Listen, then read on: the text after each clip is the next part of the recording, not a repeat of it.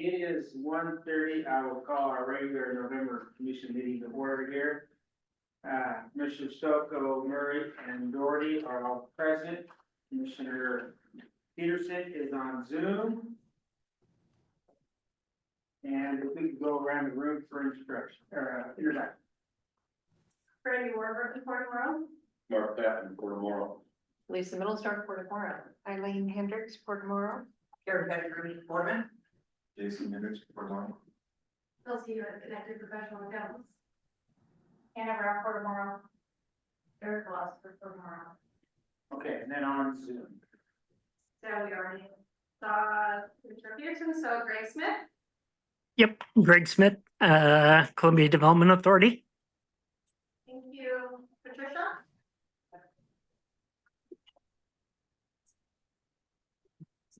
Commissioner Chuck, can you introduce yourself?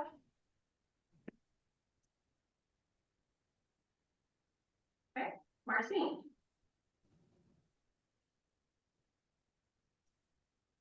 Are you there, Marcy?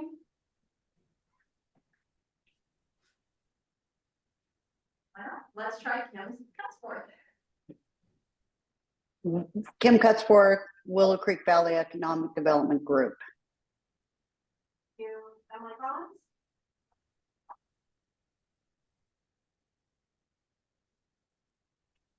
Emily Collins, CDA.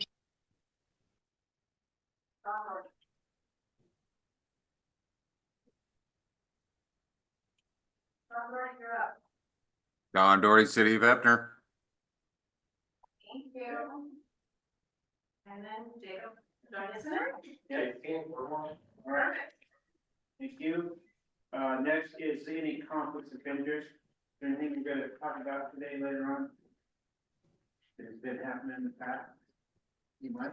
I suspect there'll be an update on things. I mean, it doesn't hurt. We're not taking any action, but it's Right, go I ahead. think I'll declare farm 6, I have a conflict of interest because one of my relatives farms there and also step back from the discussion. Thank you. All right, anything else? Okay. Public comment period. Let's see anybody's hands up. There, okay. Good, then we'll move on to item 3, which is our consent agenda. We have the 3 commission meetings on there. Mr. Chair, Yes, great. I would move that we approve the consent agenda as presented. Okay. Second. I'll second that. Okay. Rick is moving, Kelly has a second to approve our consent agenda. Any other discussion on those? Hearing none, all those in favor say aye. Aye. Any opposed? Okay, motion carries. Aye, okay, thank you, Joe. I jumped. Okay. Okay, next is legislative updates. I see Ryan has joined us on there. Go ahead, Ryan, you have the floor. Thanks, Commissioner. I appreciate it. And I do apologize for being a couple minutes late. I went to the wrong Zoom link. Hi, Commissioners. Ryan Gleason with CFM Advocates. It's great to be with you all today. I do apologize. My colleague Kirby will not be able to make it, but I did get permission from him to do a quick federal overview. And then, of course, as things begin to shake out and we have a little bit more information about what's happening on the federal level, he'll be able to provide some additional context. First off, a federal overview, former President Donald Trump was successful in receiving enough electoral votes to return to the White House. So he is now our president-elect. Additionally, Republicans have held the House at the federal level and flipped enough seats to gain a majority in the Senate. So they will have both of the chambers moving forward.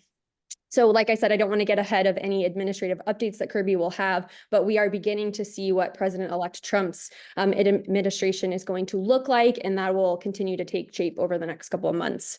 So in Oregon, the political landscape didn't change too much. We have 3 statewide offices that were on the ballot this election, and Democrats did retain control of the statewide offices. Additionally, with the flipping of a Central Oregon Senate seat from Republican control to Democratic control, the Senate Democrats will take over in 2025 with a supermajority. That means that Democrats alone would have enough votes to pass a tax increase measure without necessarily having to consult or get votes from their Republican colleagues. This, I want to be very clear, this is not a quorum-proof majority. It means that the chamber will still need to have 2 Republicans on the floor to conduct business moving forward. So in the House, a little bit different and interesting, still under Democratic control, but they did not reach that supermajority status on the Democratic side. So it's really interesting as the legislature is considering a large transportation package that will very likely have revenue raising components. So we've talked about in the past about how ODOT's budget shortfall is pretty significant. So all revenue raising bills, let's go back to 8th grade, social studies will need to start in the House. So any package will need to have Republican support in that chamber to move forward. So I've spoken at previous commission meetings about ballot measure 118, which would have raised the highest minimum corporate tax rate by 3% and send those payments out to eligible Oregonians. It is not often that you see labor, progressive groups, and business organizations rallied around the same issue, but they did, and they effectively killed Measure 118 with the no vote garnering nearly 80% of the vote. Moving on to some legislative issues, the framework for the 2025 water package is out and is being led by co-chairs Ken Helm and Mark Owens. It was released earlier this month. It's being broken into a couple different themes, including safe and reliable drinking water, efficient and equitable practices, informed water management, better sharing of scarce resources, and infrastructure and strategic investments. This package is something that I have been and will continue to be following very closely for the port. Other issues that I'll be tracking over the next few months and as we head into the legislative session for the port include the Industrial Lands Coalition, which is advocating for capitalization of the Industrial Site Loan Fund, closely monitoring agency budget requests that will have an impact on the port or in the region, and the governor's budget, which is due to come out on December 1st or sooner, and other priorities in the natural resources and economic development space. And that is my update for today. Happy to take questions. I got a question on the water package. Does that go to one department or is that spread over many state departments? Thank you for that question, Commissioner. It will be spread across various state agencies through legislative concepts, budget. It will not just be one agency that will take the lead on that package. The package is also being worked on in consultation with the governor's team, who at a prior point, we're kind of working on their own package. What I've been hearing lately is that these 2 packages have converged and they are working closely together, the legislature and the governor's office. Okay. Anybody else have any questions for Ryan? Okay, looks like you're good there. Thank you very much. Thank you. Okay. So next on our agenda is old business. And In the past, we have allowed Chelsea to kind of jump forward and give her report so she can get back on the road. you are right, I should have noticed that. Sorry, I should have mentioned it before. No, that's okay. Does the commission have any trouble with Chelsea stepping up, going first here? That way she can get on the road back on. Let's move you up to the list here, Chelsea. Let you go right now. You're welcome, sorry.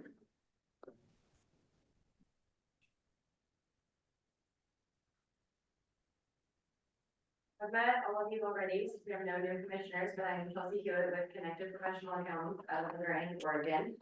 I'm gonna go through your financial audit report that we had for the year. Since we don't have anybody new, I'm not gonna go into a lot of detail since we've done that in the past, but that being said, please do ask any questions at any point. We can also have questions at the end.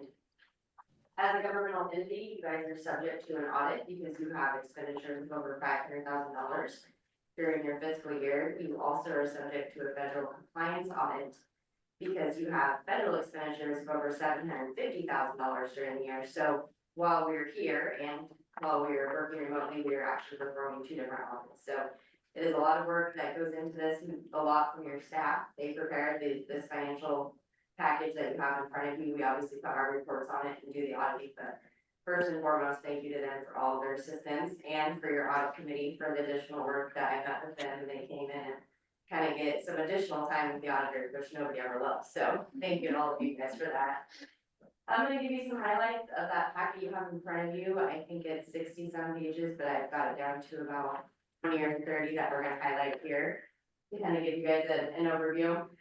One of the very first things you're gonna see is our independent auditors report. So, first of all, I guess not even in your package, separate from your package is gonna be your governance letter. So this isn't bound. This is just directly to you guys as commissioners.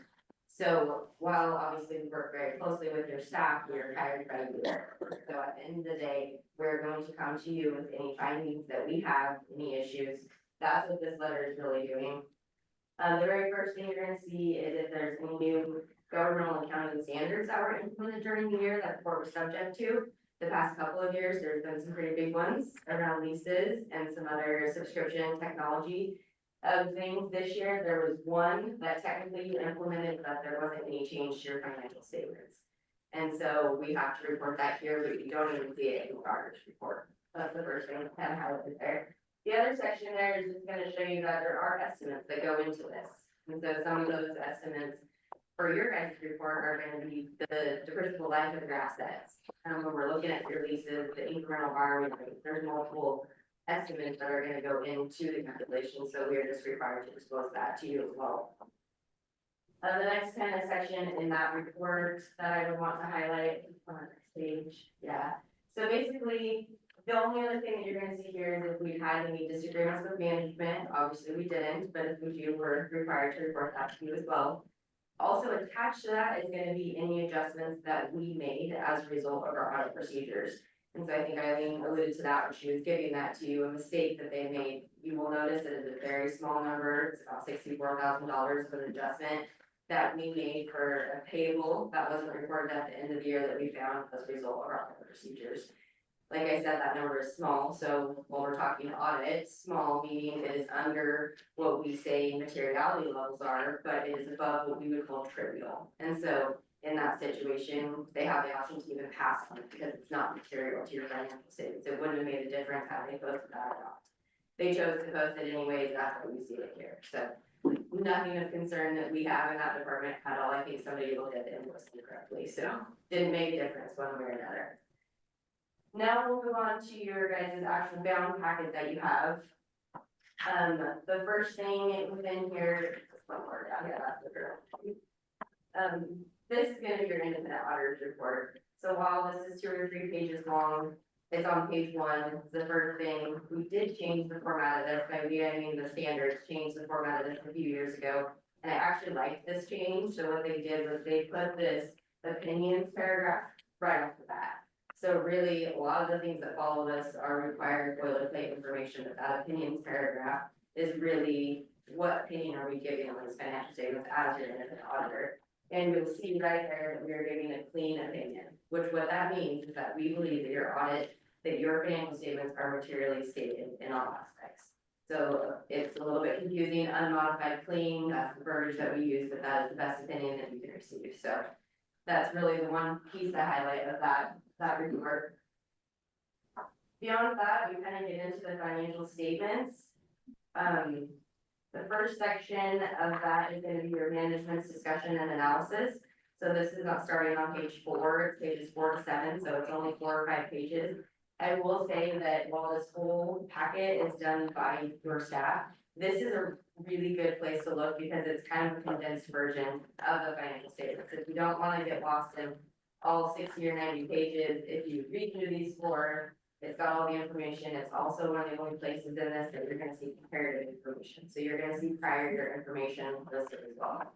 So those few pages there are going to have some comparative graphs. They're also going to have, we do have a couple of charts and things that are easy to look at as far as trying to identify the numbers. So I would definitely direct your attention to those few pages. Just to give you guys some highlights beyond those. Oh yeah, I don't know. There's the graphs that you can see within that management session analysis, so that's a good place to reference. And then beyond that, we actually start with the financial statements. And so I'm just gonna give you a few highlights within these basic financial statements. The first one right here is gonna be your statement of activities. And so this is on pages 9 and 10 of your book. If you go to the next page, we'll see the change in your net position. Yeah, right here. A little bit down right there. So your change in net position, your net position actually increased by $27 million over the prior year. So that's obviously a very positive increase from the prior year. That would be the main number to look at on that page. Beyond that, we're gonna get into the fund financial statement. So this is where we're gonna break down between your general governmental fund and your business proprietary fund. The first one reported here is your general fund. So it's your governmental fund, you only have one.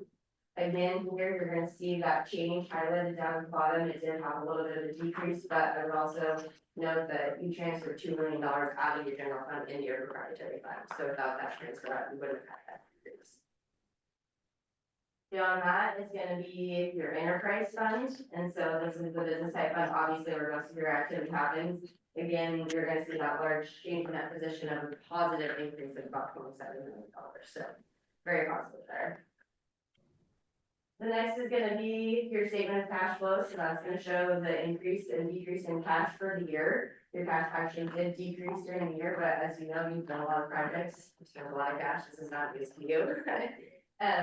So that's just gonna show you kind of where that cash went, you start with your beginning cash and then how all the changes on that.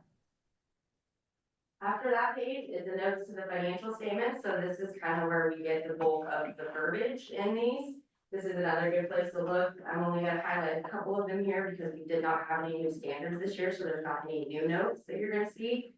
One of the notes is that first one that she has there, so that's your debt note. That's a good place to look for your long-term debt obligations. That's all broken out here on that note.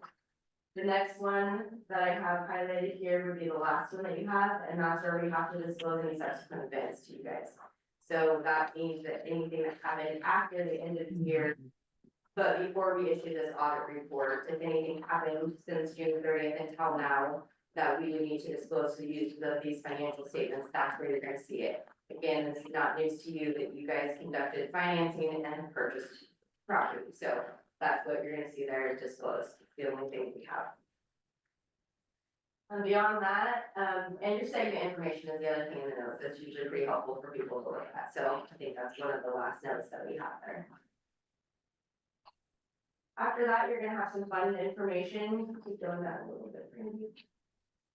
Yeah, so some fund information, which is gonna give you budget to action numbers. Those are gonna be a little bit more detailed. And then we're gonna have what's called our Oregon auditor's report. So while we have multiple requirements and multiple reports, this actually goes to the state of Oregon. And what we are reporting on here is everything, not limited to the things listed there. So deposits of public funds, debt limitations, all your budgets. A big one here usually for different governmental entities is public contracting. That's obviously a big one for you guys to make sure that you're following the public contracting rules. Again, this one isn't quite as easy to find, so I highlighted it there for you, but we did not have any findings there. So very positive that we did not have any issues with any of those Oregon minimum standards that you're required to report on. After that, we have what we call our single audit act. So what that is, that's that federal compliance audit that I told you we were doing in conjunction with your financial statement audit. This is your federal money. So this is what we call your schedule of federal awards. This shows how much you expended of federal money during the year. So you'll see that bottom line number is about $10 million, 10.7 million. The biggest portion of that was obviously the infrastructure grant. That is up from the prior year, which was, I think, just almost $8 million. So you did have an increase in your federal work expenditures. The next section of this that I would point out is, again, we're required to report on this. And so when we come in, we are looking at what we call a major program. There's different ways that we have to identify which ones we're going to test. Obviously, the infrastructure is the majority of your expenditures for federal awards. That is the program that we tested this year. We have to make sure that you spent those dollars in conjunction with federal efforts. And if you do not, then we are going to have a modified opinion here. Again, that verbiage is a little bit confusing because you'll see that's the report that we issued and it's unmodified. Unmodified is the cleanest opinion that you can receive. So we did not have any findings at all associated with that federal expenditure dollars. I think that's the bulk of the highlights throughout your guys' report. Then we have any questions for me?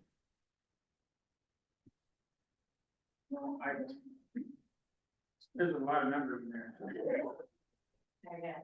Well, thank you guys for contacting our firm, and again, thank you to your staff for all their work that they put into this. We really appreciate it. All right, thank you, Justin.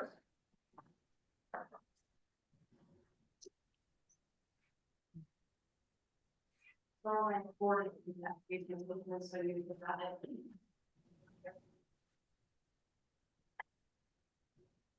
And over the years, I've seen the auditors come and go, and again, thanks to our staff. Especially, really a lot there.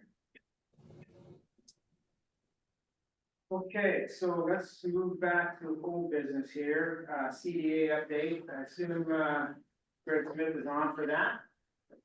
I am, sir. Would you like me to present? Yes, go right ahead. All right, thank you. For the record, I'm Greg Smith, the Director of the Columbia Development Authority. Following up on the financial audit the Port of Morrow just went through, I would share with the commission that the CDA actually conducted its own financial audit with the firm of Anderson, Bolin, and Ramos, the folks who broke off from Barnett and Associates in Hermiston. That audit has been completed and it'll be presented at the November board meeting. There was one finding in the audit, which will be a great opportunity for growth, and that is we need to file our annual budget, which is something the CDA board has been asking for. Other than that, the audit was had no findings within its management letter. I'd also share with you, as a result of recent activities, the Office of Local Defense Community Cooperation is undergoing a compliance review. And in this situation, it requires the CDA to go back a number of years, verify board activity, verify time cards, verify, all the stuff that goes with the grant. I feel very, very confident that that activity will go smoothly. Everything they've asked for thus far, we've been able to provide them. And Mr. Chair, I don't know if Eileen, who's assisting in that effort, would be able to add any thoughts. The original request was for financial documents, and those were provided last Tuesday. And then late on Friday, another request came in for several items that we had to refer back to the CDA. Copies of all their minutes for the 3-year period that they're reviewing, and some of their policies and their bylaws and some items like that. In addition, there's a few items on the port side, similar but different port policies that they have requested as well. I did tell her that I had asked Emily to try to get them by the end of the week, and they said that was great. So that's the timeline that we're working on right now. Good. Thank you. Yep. In addition to those 3 reviews that have occurred, the ports, the CDAs, and now the Office of Local Defense Community Cooperation, we feel like there'll be a good review conducted. I want to let you know on the litigation update, Umatilla County's litigation towards the Columbia Development Authority, Morrow County, the Port of Morrow, and the Port of Umatilla. Our next hearing is scheduled for January 24th, 2025 at 2 p.m. At that time, we will find out what the next steps are in the litigation, if any. We are optimistic that the judge will say that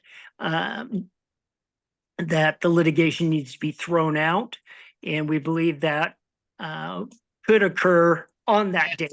Let me share with you why. One of the things that Umatilla County missed to include in their litigation was having the Confederated Tribes of Umatilla listed as a participating partner.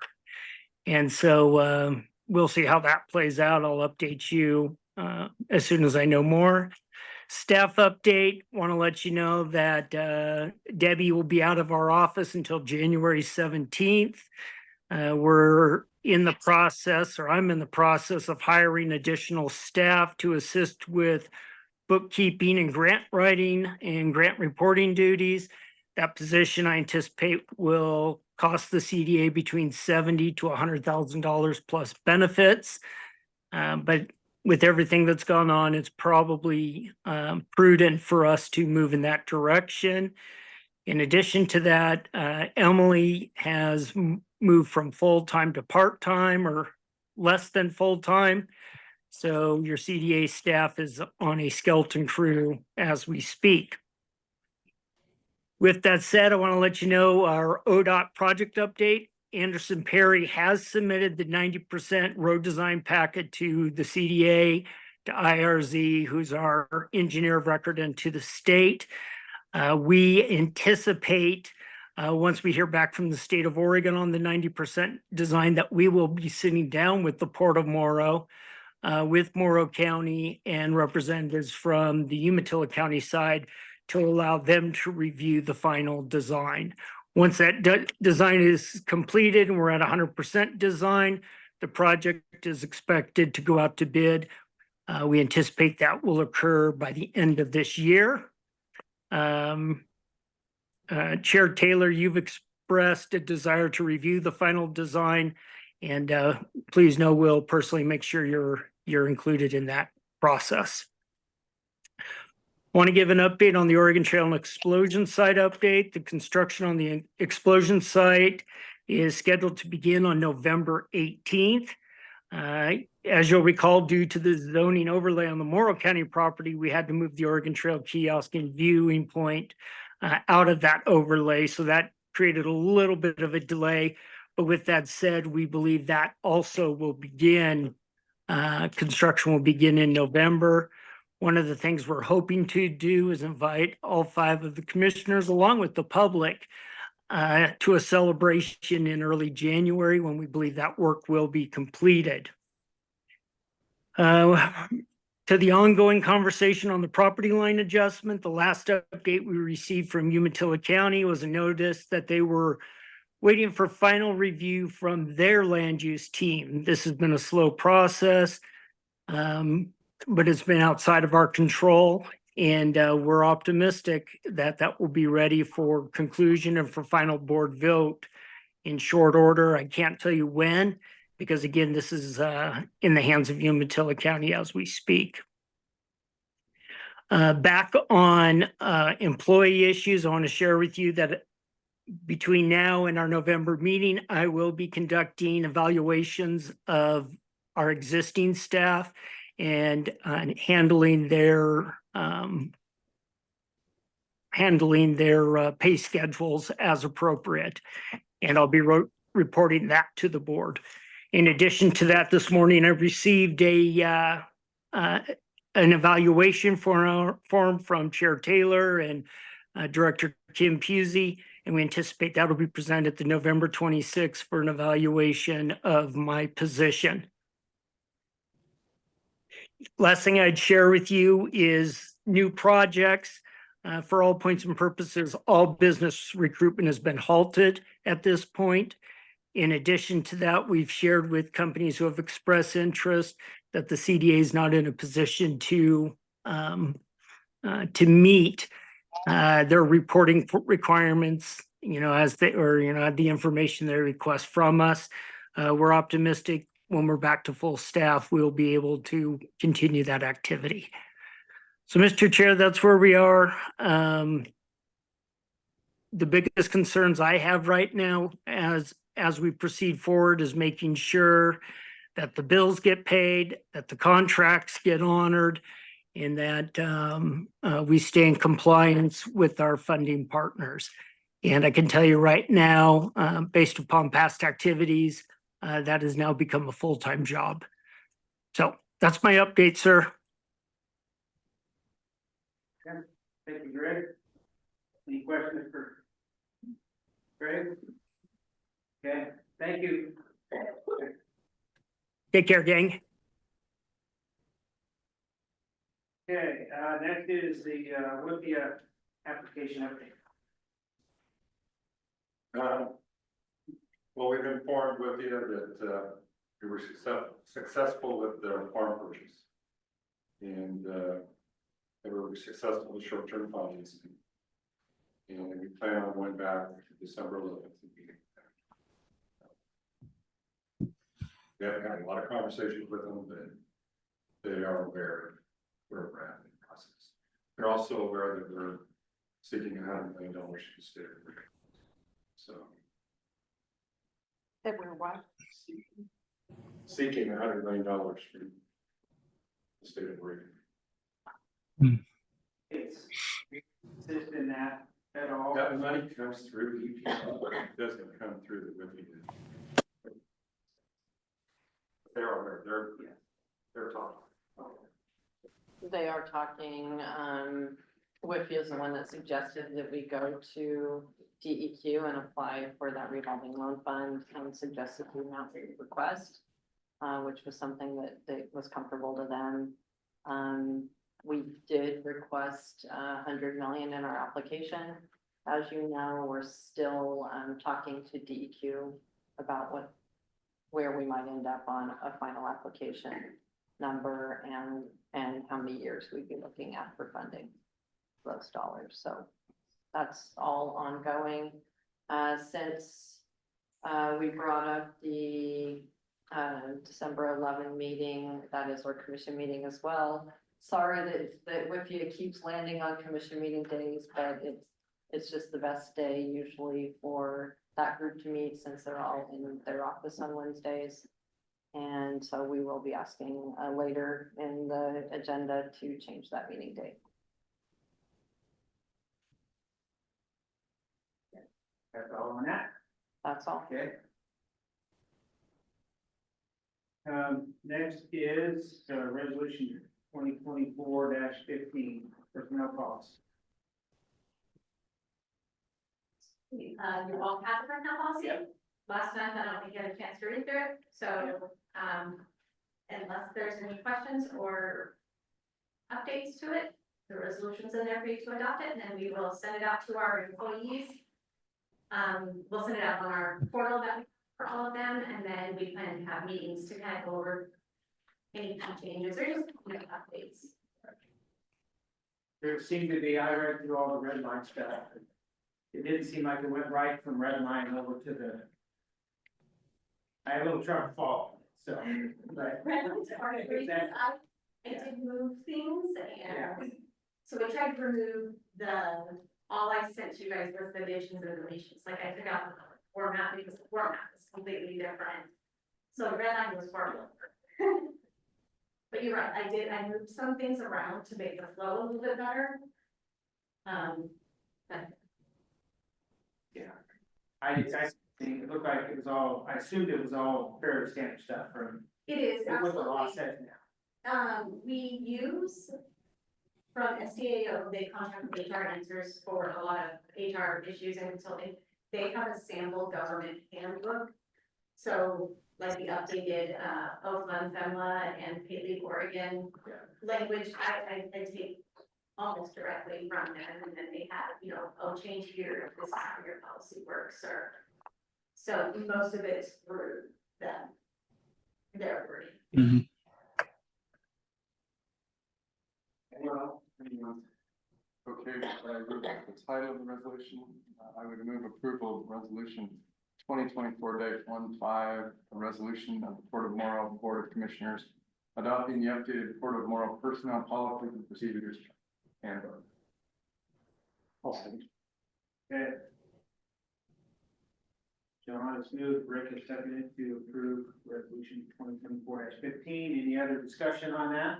If you want to point out one thing, I'm sorry, I forgot to mention, Kelly did find over, it said contact instead of contract. So that was changed, not in the present to you guys, it's an implied contact instead of an implied contract. Right. Thank you, because that's a huge difference. Any other discussion? Let's see, Joe, he doesn't look like he needs anything, so With that, all those in favor say aye. Aye. Aye. Aye. Aye. Okay, thank you. Motion passes unanimous.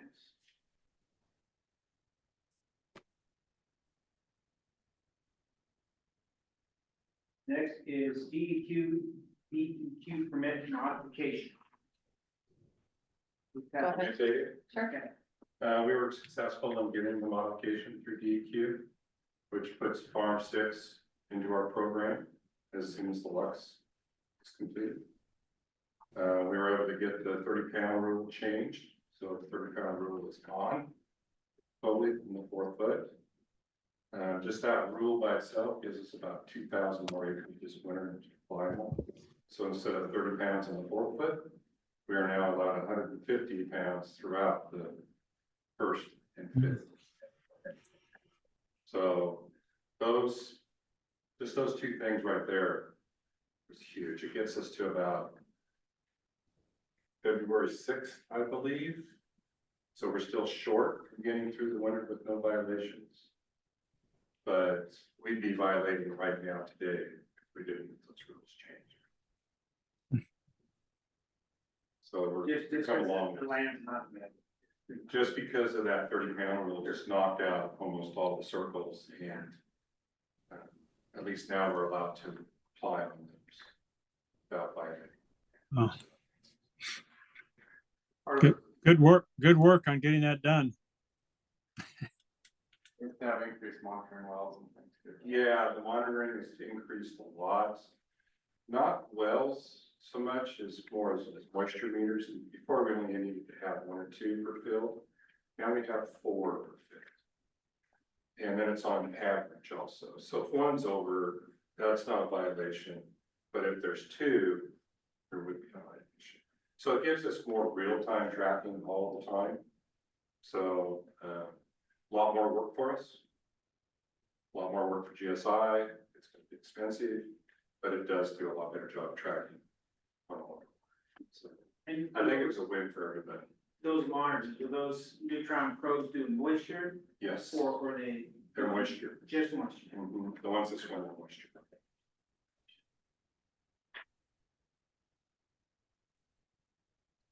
Good.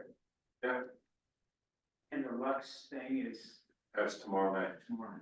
Yeah, What is that? Yeah, I'm sorry. the land use for Farm 6. But the DEQ's already approved the farm condition on that.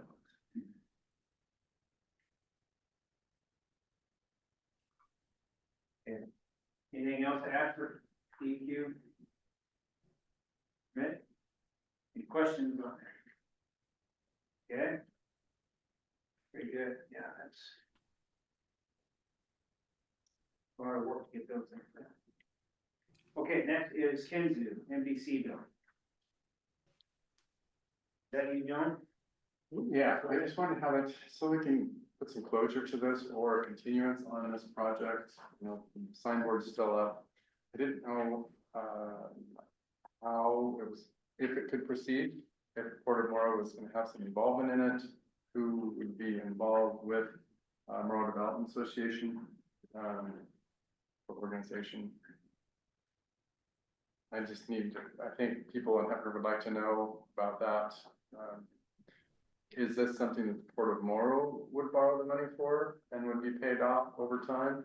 Is this something that is expected for somebody else to borrow the money?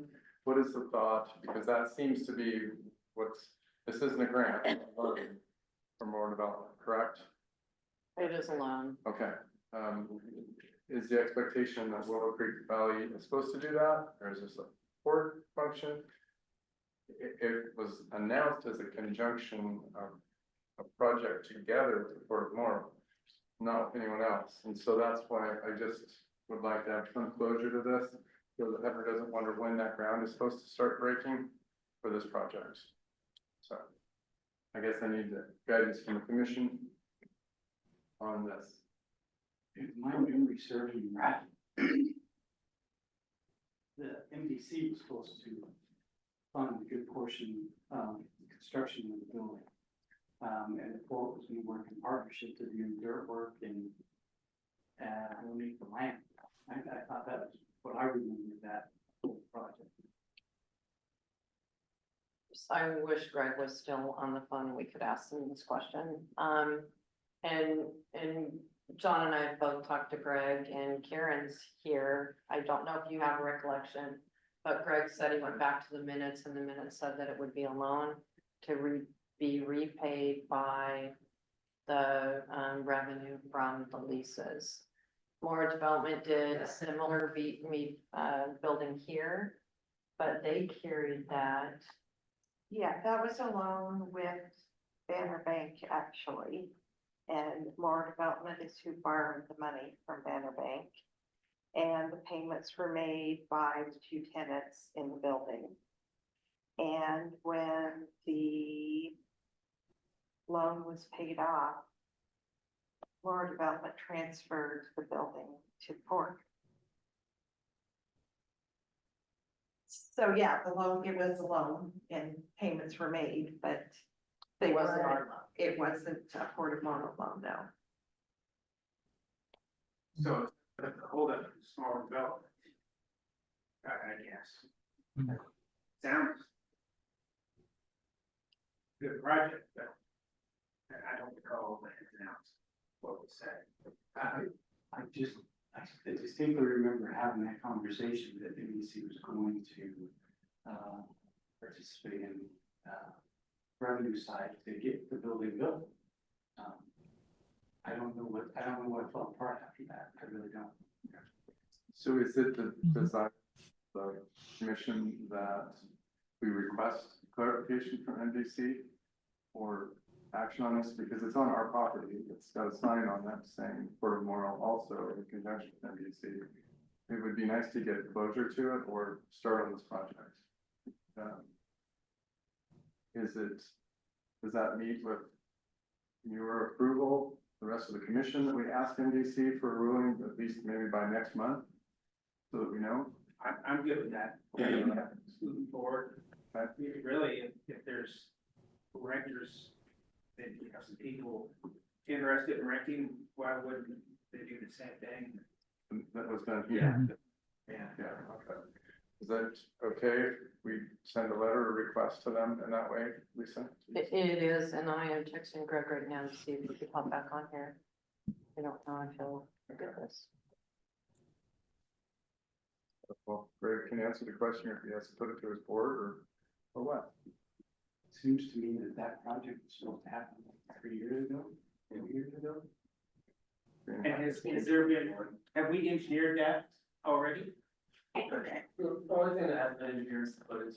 So basically, we did a conceptual layout, and we get prices back in from a building vendor, and then we do the foundation design at that time, that the building has.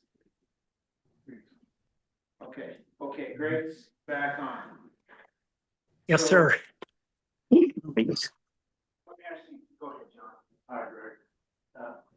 Hey, we're talking about the proposed NBC port building at Kinzu site that was talked about, some time ago, 3+ years ago. And I asked for it to be on the agenda today, Greg, for the Port Commission, just so that we could flip a flag, so to speak, or give some guidance or request for assistance or clarification. And I guess that's where we're at right now. I think the consensus, and please correct me if I'm wrong, of the commissioners is that the Hatton project is going to be somewhat like the one in Boardman, where the NBC borrowed the money, apparently Banner Bank here in Boardman at the port, and it was paid back. The port didn't borrow the money for that building. WICFED or any of the economic development, BCDA didn't borrow the money for that project. And it's kind of a memory of some of us that were on the Port Commission then when it was approved or suggested 3.5 years ago, that it was the same situation. Can you give some guidance on that or some thoughts, Greg, please? So John, if I understand your question correctly, you're saying that the projects on the north end did not have a repayment schedule, but we're asking for one on the south end? Well, it comes down to who's borrowing the money for a number of us here on the commission. Sure. Is the Port of Morrow borrowing the money, and which wouldn't be like the one, apparently what I'm hearing, wouldn't be like the one done here on East Beach, is that correct, East Beach? Okay. Anyway, yeah, that's my question. Who's on the hook for the money and repaying the loan, I guess is my question. Yeah, our initial thought was the Willow Creek Valley folks. They would be on the note. That was our original intent. If the Willow Creek Valley folks have a different organization, that is legally structured in the state of Oregon, we're more than willing to consider that. At the end of the day, what Morrow Development wants to do is create commercial/industrial opportunity in the south end of the county. The board has directed me to lend the appropriate money to construct the facility, and they've given me the latitude to create a repayment schedule that will work appropriately for the building. What I would anticipate, gang, on a repayment structure is payment back to Morrow Development would be based upon occupancy. If a space is leased out, then we would expect a portion of those lease payments to come back for the loan payment, including property tax and insurance. If a space is not leased out, then Morrow Development would defer payment until the space once again is occupied. So this arrangement would be different than the one that was for the building built here at the Port property, it sounds like. Because Yeah, John.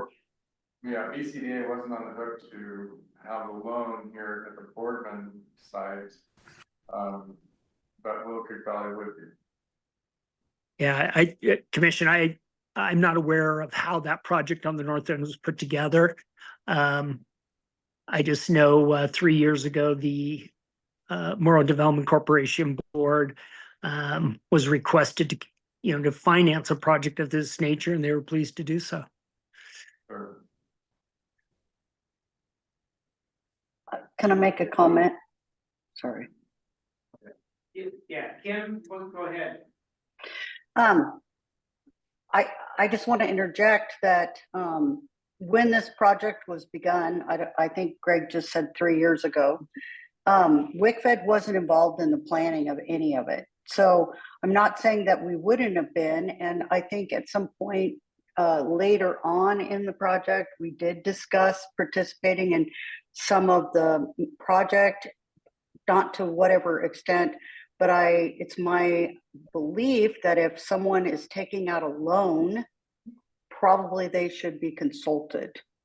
Because I can't speak for the whole board, but it was never presented. We were never told we were taking out a loan for a building at the Port of Morrow. Yeah, I would just share, gang. Our understanding was that's where the project came from. Then Port Commissioner Healy requested that I proceed forward, which I was pleased to do. At this point, gang, just to be very candid, I have no problem pulling back our offer. I have no problem working with the community in another way. This was Morrow Development trying to step up and assist, not to be an instrument of blocking what's occurring. Well, it sounds like you just kind of need to reorganize or restart it, and it would go from there. At least, if WICFED was at the table and. If that board's willing to have liability, I suppose, for that, obviously payment of the loan is going to be much slower if Kinsey Mill site than it is in the Boardman site. But if MDC is willing to, it might be something that the Willow Creek Development Board would go for. I don't know. I can't speak for them. It's just different. It's not too much different that the floodway mitigation project that's on port property in Hefner has a $625,000 component that WICFED is on the hook for. That's what's listed down for port property. So, there's needs in South Morrow County for this development money. I have a little hesitancy that we're using it for projects like flood mitigation. You know, half the money that comes in for the year is gonna be going to that because they're listed as a contributor to that on Port property. If that's the way business is done here as well, that's great. BCDA puts in $500,000 to a project to improve Port property. Fine. I just need to know, I just need to learn that, I guess. So that's why I'm frustrated, because this came up 3.5 years ago in the middle of an election. And that rubs me the wrong way. It was promised in the middle of an election. And so, and it was never followed up with, never completed. And people see that sign and it rubs them the wrong way. I can tell. Because nothing was done. So I just want to get some clarification. I don't know if WICFED wants to go back and have a board meeting on this. I'll step back away from this project, but I just need, if there's something I need to do as being a representative from that part, I'll do it. So anyway, I'll just leave it there. I'd like some guidance, opinions from others. I'd like to do all the talking on this topic. All right. Yes. I just want to make sure you know the port did not take out the loan with MDC. We did not make the payments. After their loan was concluded, they deeded it to the port. We weren't receiving that income from those spaces and making that payment to MDC. Sure. So Lisa, can you, was that, who took out the loan? I guess it, confused on the port up here. Was it? MDC is the one that secured the loan. Okay. On that bill there. Okay, yes, Kim. I don't want to sound like we don't want to be, that WICFED doesn't want to be involved in the project, because I can't speak for the board. I think it would be a great project. I know several people looking for this type of space, and we are having a meeting tomorrow. We could discuss it, but I don't have any information about repayment, ownership, or I have no information about the project other than I have seen a rendering of probable plans. So I don't know. We haven't really been in the loop.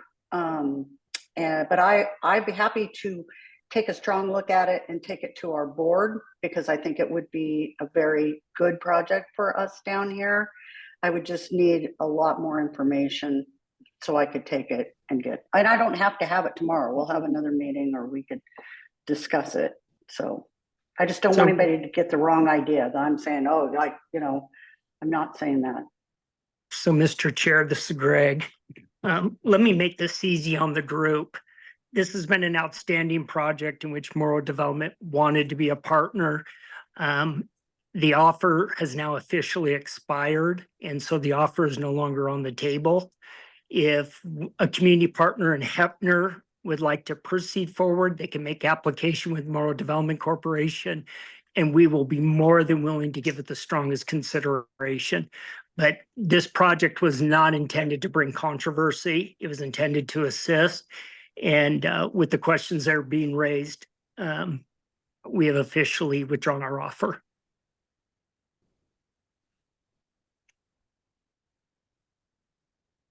Thank you. I think it should go forward. Whatever way we can help make it go. Excuse me?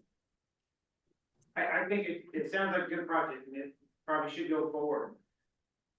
I can go to the board, but the offer's already expired. So I don't know how to look at that. So did we just reapply? And again, Mr. Chair, I want to be clear, we would welcome a new application in which the slate is wiped clean and the community starts over and works with Morrow Development. That way we can clear up any miscommunication, we can start fresh, and should the community want to proceed forward, Morrow Development would love to be a partner. It's time. There's a strategic development meeting with WICFED this week, actually tomorrow, I believe this one is. So this can be a good topic of discussion. Yeah. Thank you for the Mhm. clarification. Okay, Sure. Like I said. Yeah, so did John, so you can. There's some, I guess, elevations. Can you tell when is that meeting tomorrow, John? It's tomorrow, 11 to 1, I believe. Let me check. I'm quick, it's tomorrow. Let me know when you know. Yeah, I sent out an invite to all board commissioners to it, so.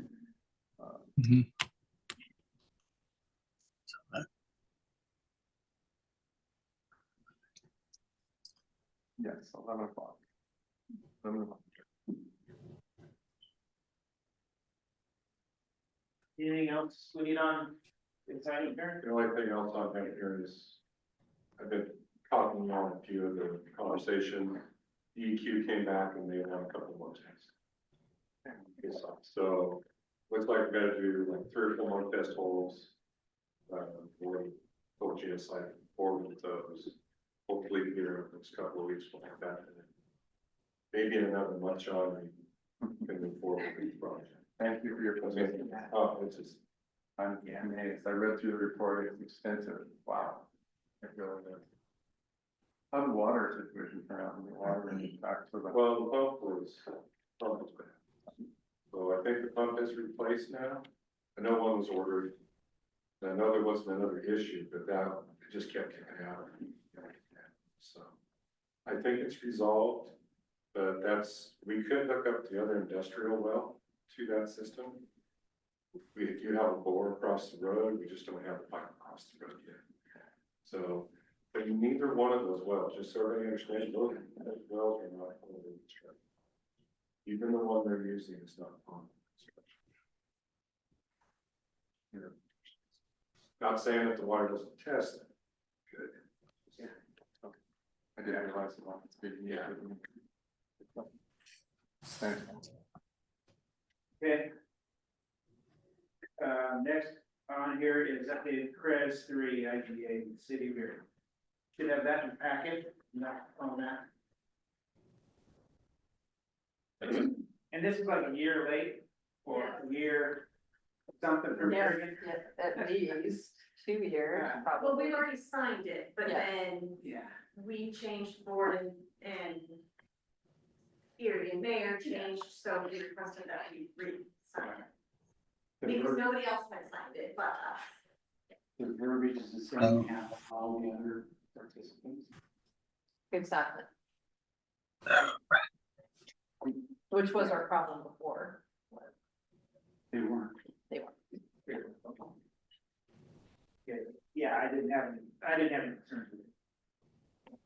Chair? Yes. So move to approve CREZ 2, or correction, CREZ 3 IGA with the city of Bearden. I'll second that. Okay, Rick has moved, Kelly has seconded. Any other discussion on that? Questions? Okay, seeing anything from Joel, so all those in favor say aye. Aye. Aye, Aye. okay. Motion passes unanimous. While we're on Chris 3, can I add something? You bet. You may have received a doodle poll looking for a date for a meeting. Yeah. And I don't know if you got the word yet, but the applicant wasn't quite ready to move forward, so we're Yeah. putting that on hold. Yeah, I saw it. I don't think, they indicated when that would be. I don't know, December or, No March idea. next year. Don't know. I have another question. Did we ever get a manager? No, Dave Sykes is acting as. Just still the acting one? Yeah, we haven't been looking for one. That might be a thing to put on the agenda. Yeah, we should keep looking. Yeah, Yeah, we're getting into where there's going to be payments made and, Yeah. at least by January meetings. yeah, that's a good point. Like the last discussion we had with that topic, and the county is going to take that full along with primary administrators. Is that? It was kind of questioned, they kind of thought they could, but then they questioned whether that would be appropriate for the county to do it, whenever they had. And they had a little bit of craziness about it. I think they do a fabulous job, honestly. They've done it before for many years. Well, I think Dave's holding up his hand. but- Yeah.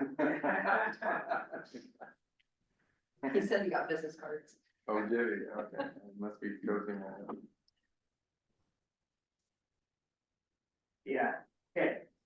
All good on that, Chris? Yeah, that meeting got canceled, okay. Any other old business we need to? Clean up as far as that.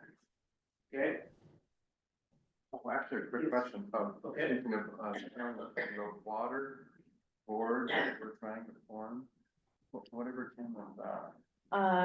They put together an agreement for the water consortium, Consortium. Clean Water Consortium. And we sent it to Sam. Sam did a review. That review got sent back to the county Okay, with Sam's comments. So, nothing back from them, but that just happened about a week ago, somewhere there. I think it'll probably be brought up on the December 4th meeting when when the water board goes with the county. I know it's on part of the program that GSI wrote up. Imagine it to be talked about there. county board. Yeah, okay, Thank you. Just that for a while. okay, moving on to new business. Audit report we already did, is there? Did you take action to accept the report? You're right, yeah. By right passes. Okay, that's our report. Mr. Chair, Yes, Rick.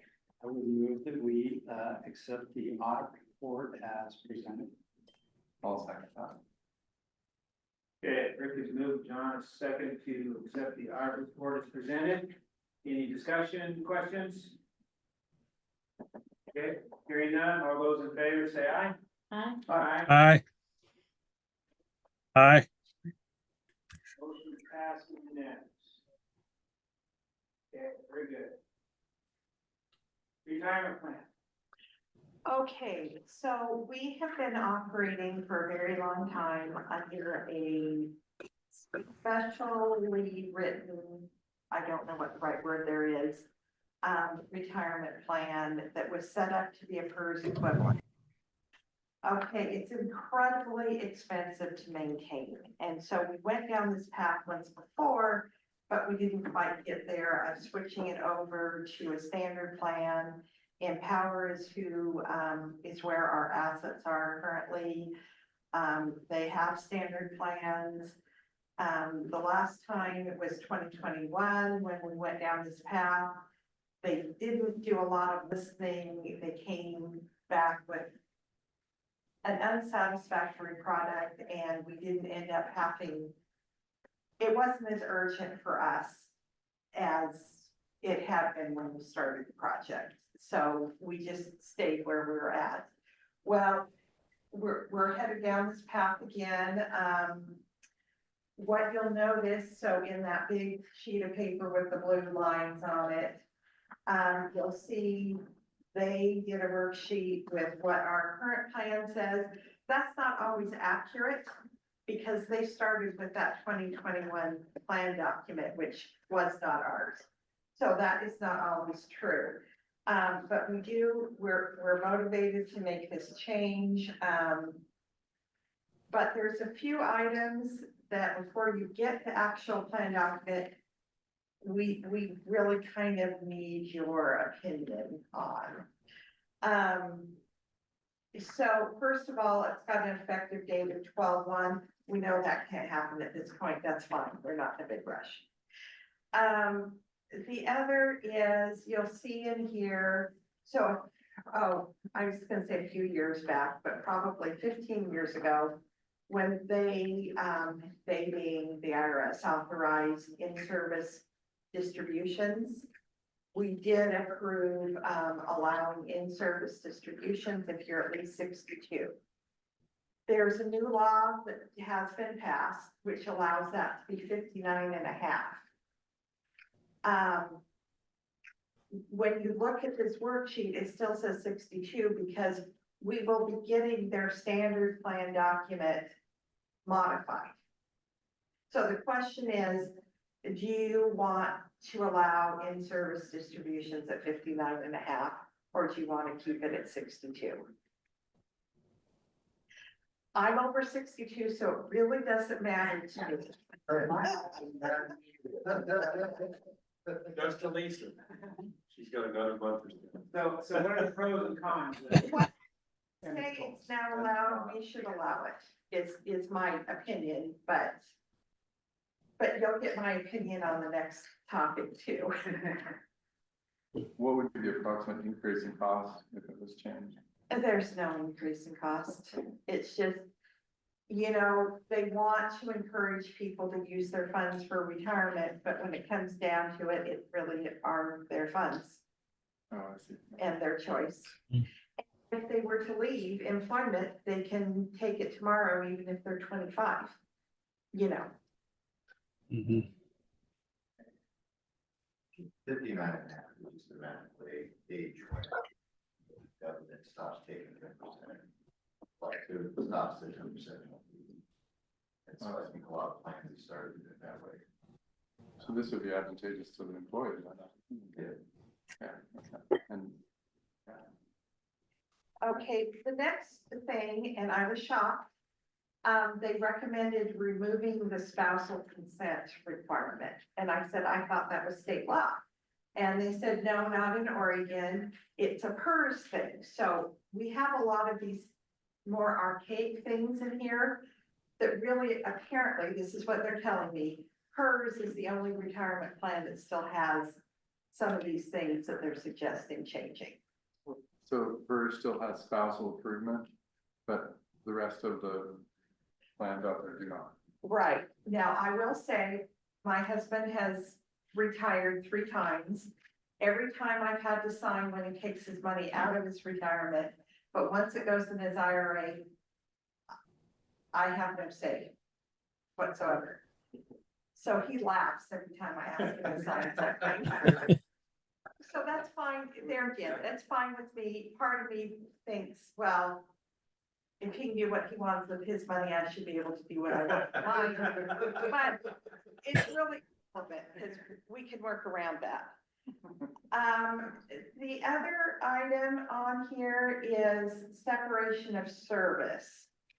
Our current plan says if you leave and you come back within 5 years and you haven't taken your money out, you can start the vesting schedule exactly where you left.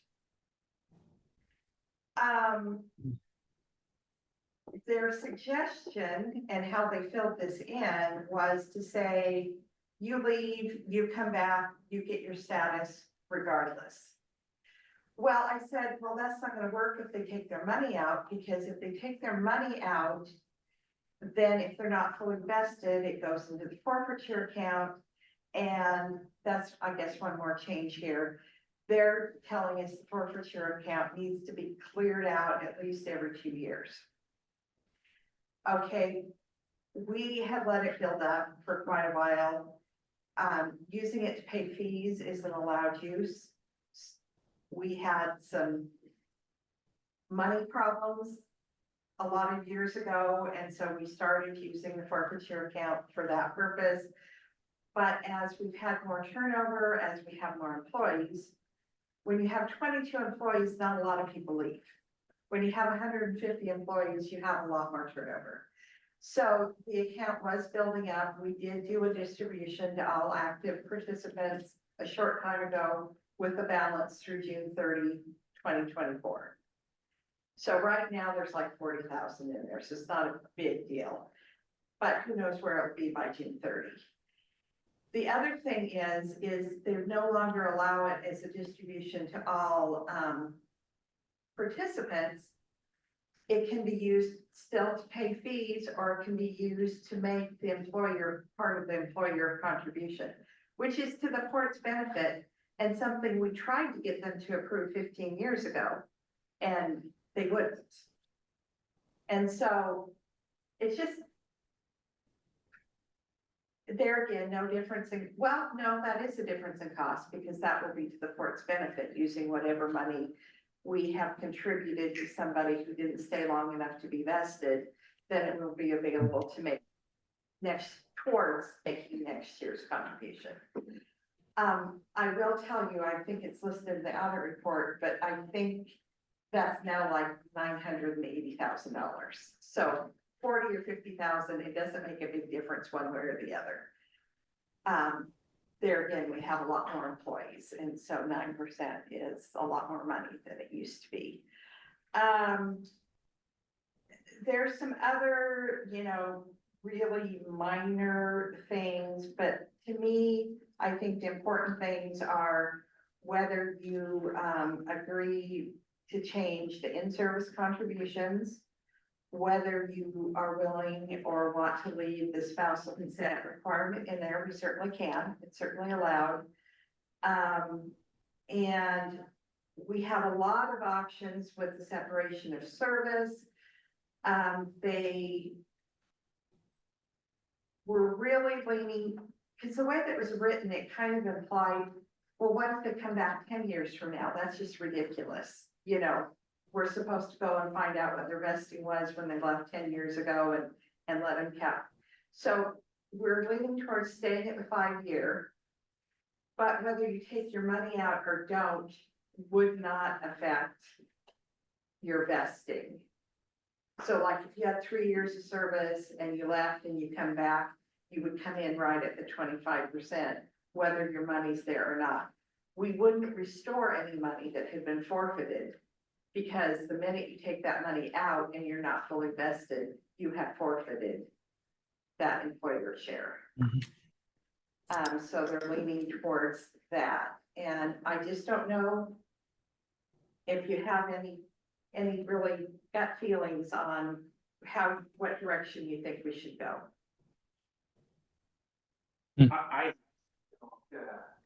I'm not familiar with a lot of that. It seems reasonable the way you outline what you've been doing. The forfeiture, or not forfeiture, the spousal consent. I would say, Either way. if the marketplace is 59.5 and the government allows it, I think that should be done. If the marketplace allows removal without spousal consent, you might as well stay current in the marketplace. Keeping some of it for helping pay our fees, I like that. The forfeiture, just me. Yeah. But because it helps the employer just a little bit. But this is just my opinion. Well, they really didn't even give me the option to say, oh, let's leave the forfeiture account alone. They just stuck that 2-year limit in there. I didn't ask about it, so I don't know if we could leave it, but I really like the fact that it would allow you to make an employer or use it towards an employer contribution, because that, yeah, no, that does save the court money. Okay, so I don't need any action. We'll bring the plan document to you when it gets complete. But we'll move forward that direction unless I hear otherwise from more than one concerned person going forward. Fair? Yeah. You got enough? Yes. And everything? Yeah, my consent. I think, like John said, going with the marketing pays. Mm-hmm. Yeah, using that forfeiture for its benefit, because. Okay, and I have one more question that's not retirement related, if you don't mind. We have the East Beach Utility Fund, and the reason we have it, it was required from the financing we did when we put the lines into East Beach. It makes no sense. We will be paying that loan off December 1st. We would like freshwater back to freshwater, discharge back to discharge. That way it's way easier to tell how much it's costing per gallon. It will solve a lot of accounting issues to do that. But I didn't want to just get rid of a segment without getting at least commission opinion. Anything that brings clarity to the financial districts. I think it will. Yeah, I've been hearing you say that for a number of years. you did it if you had to, not if you really want to. Right, Yeah. right, You get a chance to move it back out of it. okay. And, the other one was also done because it was required by the new market tax credit, and that was the Sage Center. And that requirement has actually been on for 3 years, and I don't know what your feelings about that are. When you look at the graph, it doesn't even flip on the graph. And whether you still want that presented separately, we can still always provide any of that detail that you want, or whether we should roll that back into sites. I think my big would be keep looking at it as its own enterprise. Okay. I guess I would concur, just because we're kind of going into a new era of the Sage Center. It'd be kind of nice to see those financials come in and Okay. doing and performing at least for another year. See how the expansion works. Yeah. But keep in mind when we start, oh, well, this will help us already getting rid of one of those columns, the East Beach utility. Because it's getting harder and harder to fit that on a page and still read the writing. Yeah. But no, okay, we will go with that. So I guess I'm done with that, thank you. Okay, good.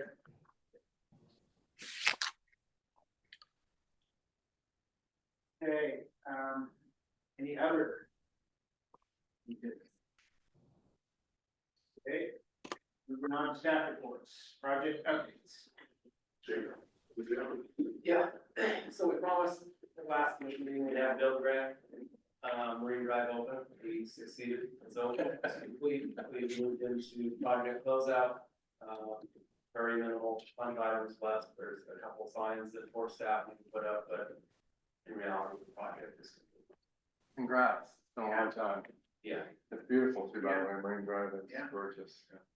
Turns out, we've got our Union Pacific letter, I believe, a week and a half ago, so Union Pacific signed off.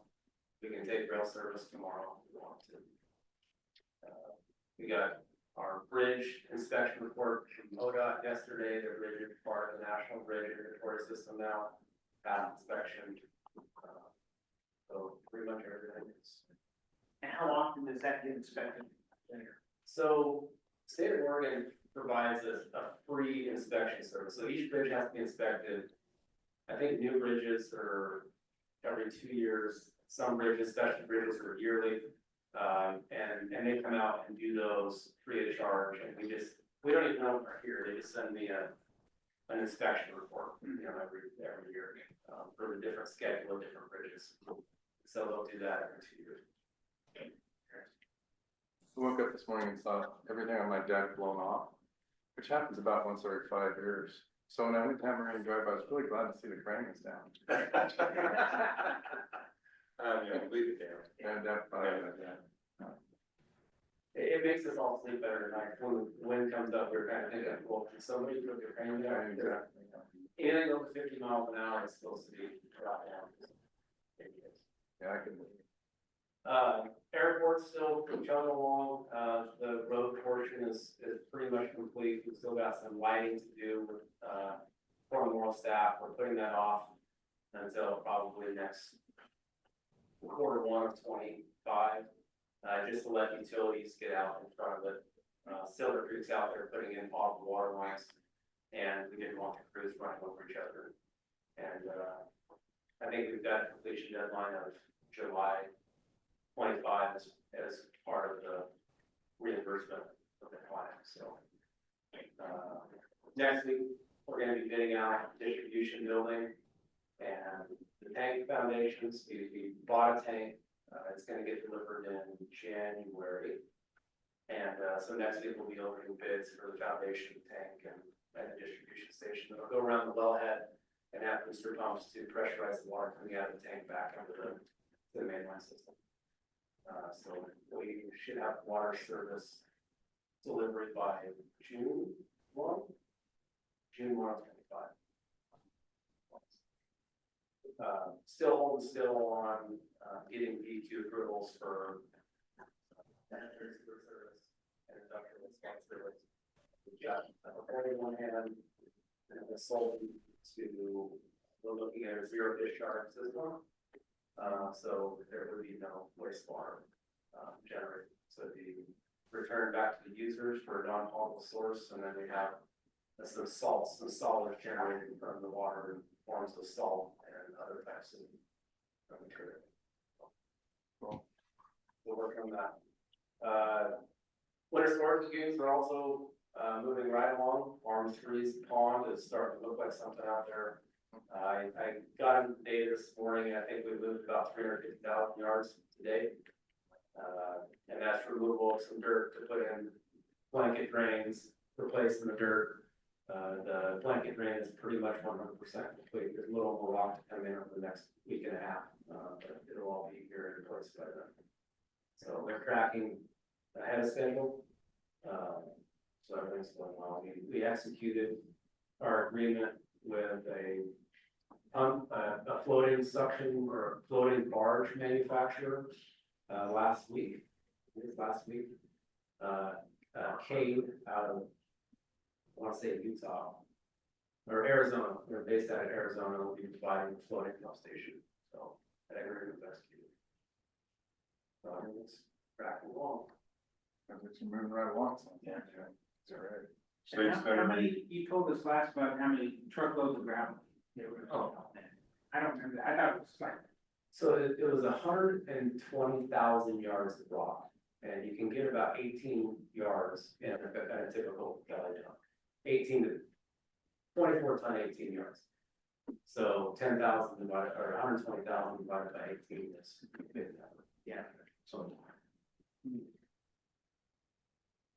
We do have occupancy on the safe side in the grand openings on this kind of front.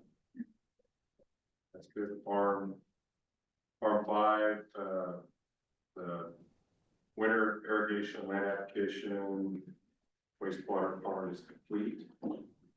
This next spring, we will have to go back up there and do some more irrigation, freshwater stuff. But we're land planning. On 5. On 5. Okay. Yeah. No, we can't go on 6. Yeah. Like And how about the other pond? Farm 4. On Farm 4, yeah. They're still looking at possibly breaking ground here in the next month. And that would be very, very small amount of work. We've got some rerouting of some of Jake's existing utilities we've got to get out of the way. We provided Ys and valves our crews installed last winter to facilitate that work, but they're talking about getting some of that work complete. So once the irrigation season gets here in March, they can get construction water out there. And once they do that, they'll break ground, start moving dirt, blanket drains, and other. We have been looking at different options to get water during the non-irrigation season, still vetting some of those out, and it's undetermined whether that ever needs to get out there or not. So it's still kind of up in the air. That answers my next question. I didn't know if it was the same company. Yeah, we put it out as a single contract. Okay. Marine Highway grant. Oh, T1. T1. Oh, man, everything's killing us. It looks like we're pretty well through the EA for that project. Mirad's been difficult. Really, they don't communicate internally. So we have meetings with them. They ask us questions so we can ask the person sitting next to them, but they got it done. So it's been very frustrating. We're pretty well done. I think that Brian Perlenberg finished the EA, the rest of the comments. So hopefully it's going to turn into an agreement in the next week. That's what we're hoping for. Hopefully we have an agreement in a month because it's out to bid right now. We actually put that to bid because we want to do that work this winter. So the dredging and the turnstile is out to bid. We open the bid next week. Tomorrow. Yeah. Tomorrow. Yeah, we had to postpone it from. Sorry, we're opening our Swanson Road project tomorrow. The dredging is next week. Yeah. I guess that's another project update besides the dredging, unless there's more. We put to bid an extension of our Swanson Road to provide service to PDS 186. It's a very abbreviated schedule, we've got to get some utilities complete before next irrigation season. Mainly, we've got to remove and lower one of Vern's main irrigation lines. So we kind of rushed that to bid, got 100% design done a couple weeks ago, but it's opening tomorrow. And it'll include about a mile of new road, a mile of new 42-inch irrigation line, all the water infrastructure, sanitary sewer infrastructure, the whole wall out. So, See which one that- oh, where exactly we're talking? Where- 186 north. So, Yeah, very, yeah. There's our pond out there. Yeah, the road will come down there, guys. So this will extend our Swanson down. Okay, gotcha. It's got a big turnaround right now. Yeah. Yeah. the turnaround will get removed, and then the road will be extended now off the hill, and then the west. And a new turnaround will be built at the west end of that 186 campus. That won't connect with Columbia. It won't. We don't want to. We actually don't have enough room to get a road, well, a publicly accessible road between our property boundary and the railroad infrastructure. So it's kind of a goat trail through there. Yeah. And we'll leave it as such. There's no way to expand to the north because the property's, owned by the federal government. Yeah. Okay. There will be a road through there, just won't be public access. Right. We could opt to use it for highway. Bridges. Currently, we don't have a heavy route going east because the bridge is on Lewiston Park and Dark Swamp. We're looking at an at-grade route to get some of these monster projects through the Columbia. I think there's been an uptick in those requests recently. I'm just gonna ask, I don't remember hearing of things coming through like that on heavy time wide. But we do have some occasionally. We do. So there's transformers sitting in T3 today. They arrived last week. They're 350-ton transformers, so they're monsters. Did they move the crane in for that? I saw. So it's a roll-on roll-off operation, so no crane. They actually bring it on, tie the barge up, back trailers over a ramp system, get underneath the transformer and pull the whole transformer with a truck. We've got 2 more shipments coming in December, and then kicking off in January of next year, we'll have a big project kicking off in, everything's going to Air Liquide in Boise. And it's hundreds of units on 4 separate barges. It will be, most of it's really heavy and really long. I think a lot of the vessels that are coming in are gonna be 180 feet long and weigh 350 tons, so. How do you get paid for that? Is it paid by the weight? I'm glad that you asked that, because we've been talking a lot about that, and because we'll have to have some kind of payment from Tidewater. And so Jacob can give you an update on the most recent conversations with Greg Zanovich, but we're asking them to give us some kind of estimate of what a reasonable percentage would be of the profit that they're making on those rooms. Yeah, a lot of the ports elsewhere don't have a lease relationship on operation like Tidewater. So a lot of like Port of Portland, Port of Umatilla, and elsewhere, the port owns and maintains the dock. And they have third parties that operate on the dock, and they don't have a lease on the facility. So our lease with Tidewater is basically anything outside of their common practice is a negotiated per event. And with the uptick coming at the end of this year, we don't really want to be negotiating, on every specific boat. So we're trying to look at to be competitive to other locations on the river. A lot of that forfeit fees and stuff goes through Tidewater. And we want to charge a percentage, is it 20% of the total fee that Tidewater is charging?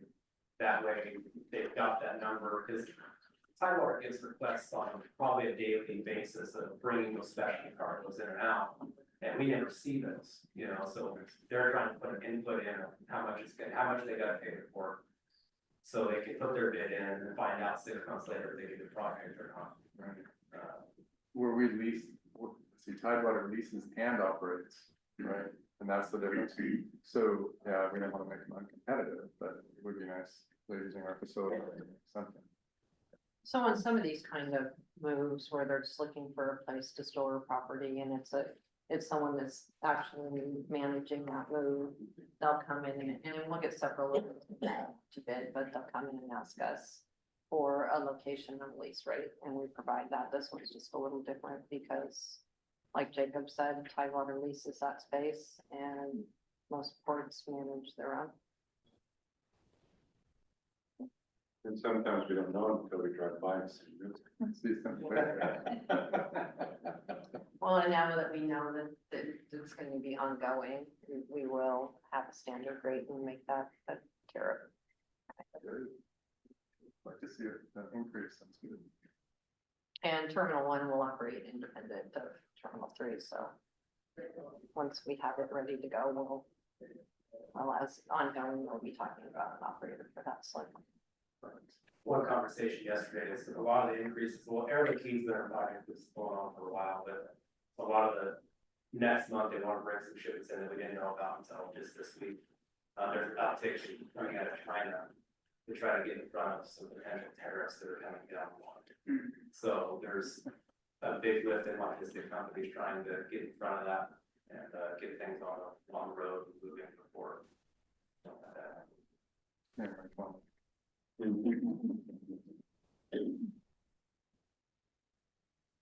Before we move on, I thought I'd talk about one more topic in case you've been driving out by the airport and you see a bunch of cows out there. I want to let you know what happened there. The solar company leasing the 970 acres allowed someone to move cows on that property to eat the vegetation. It's not a situation where they're subleasing the property. They asked our permission for that, and we told them no. And then Jacob went by on Sunday and the cows were still there, and I'd get a message saying there's still cows at the airport. Once again, talked to Tower Solar yesterday and made it very clear that it was no, you know, that we've made the decision a few years ago to not have cows at the airport anymore. And I got a visit today from Cameron Krebs, and he let me know that his use of cows out there is part of the construction contract process. So it's not that Tower Solar is subleasing the property for grazing. It is, he's been hired by a contractor out getting the property ready to do construction. So it is a different situation. I did tell him that I would approve that, and I'd send a letter to Ken Nichols and let him know that we are approving it for that purpose and that purpose only. And I mean, it is a good story to tell, and I know after there are towers out there, we'll probably see his sheep program going in, because he does work for Avangrid in several locations. And actually, I invited him to be part of our sustainability group too. So just to let you know, that's what's going on out there. He's going to put a fence around the solar property itself so that they're not free to roam.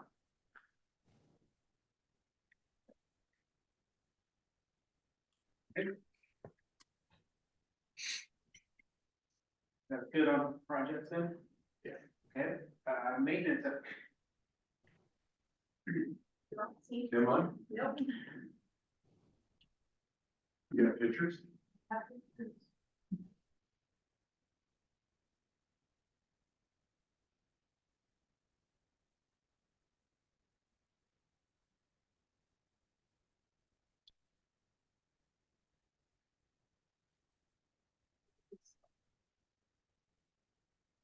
Thanks,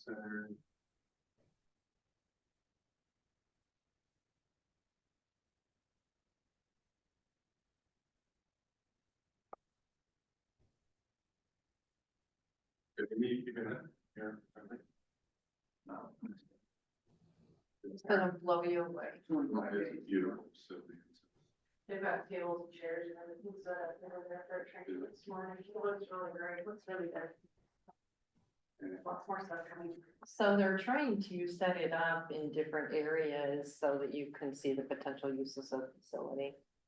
And I haven't been there since the meeting's gotten up, Yeah, but so there was a round table section, just a chair section, section if you were set up for like an educational. So we have different tables for that, if you were doing this educational training, and then there's gonna be a pipe and drip section as well, so like expo space, like this was the most like, if you do an expo space. Great. and Erica was there for 4 hours today. Doing, But it wasn't 4 hours, it ended up not being that long. Yeah, we did faster today. she was filming the training for the AV equipment. As you probably remember, Amazon donated almost $1 million for the AV equipment in the facility, and it's gonna be great. It's a first-class event center.